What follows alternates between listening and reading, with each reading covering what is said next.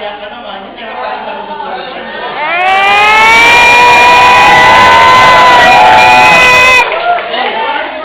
Wala pong suhan. Pagkakasa sa namin, tamaan pangit. Yung isa din yung maliit, natuwa ako doon. Dahil nagka-countdown na ako sa oras, wala pa silang nabubuo. Doon, bago natapos ang oras, nakabuo din matatagpa. Ayun naman din yung kahaba-haba. Parang bahay ng gagambayan. Kumabala na kumaba. Walang tibay na makakasahan.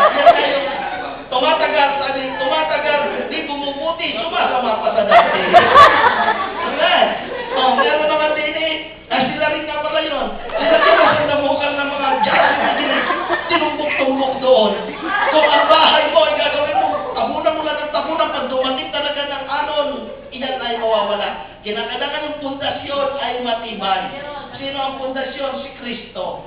Amen? Amen. Yun naman nakandinin talaga naman kalaki-laki. Kaya naman pati yung palaban na ng gagamba. Hinahina mo pay-pay ko na. Di ba na? Kaya nakakatuwa. Doon pa naman ipinakikita sa atin kung ano bang karakter meron tayo. Pero dahil nga tayo nagsisimula pa lamang, kaya ang Panginoon naririyan laging nakagabay. Ano nalungkot na sa inyo, wala man lang nanalangin, humingi ng tulong sa Diyos. Wala man lang nanalangin, pantalasan na ng gawan kung nakapagsabi. Hingitay. Type na lang. Hindi pa hinawa ko na lang ang type ng ganito, Tore.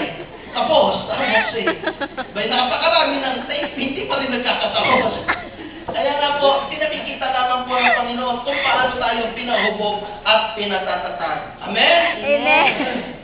Sasabihin niyo po sa akin pag oras na, ano po, dahil kung 5 minutes, tatapusin ko na po para po sa pag-award dahil wala na po tayong time. Mamaya, mag-award po tayo sa nananong grupo. Isa po? Yes.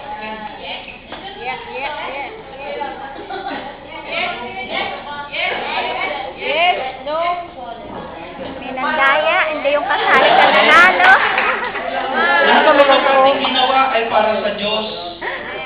Kung tayo merong ginawang hindi naging kalugod-lugod, arikin natin yan at sa susunod, magiging may katapatan na tayo sa Diyos. Huwag maging hamon iyan para tayo ay magkaroon ng pagtuktuksuhan sa isa't isa.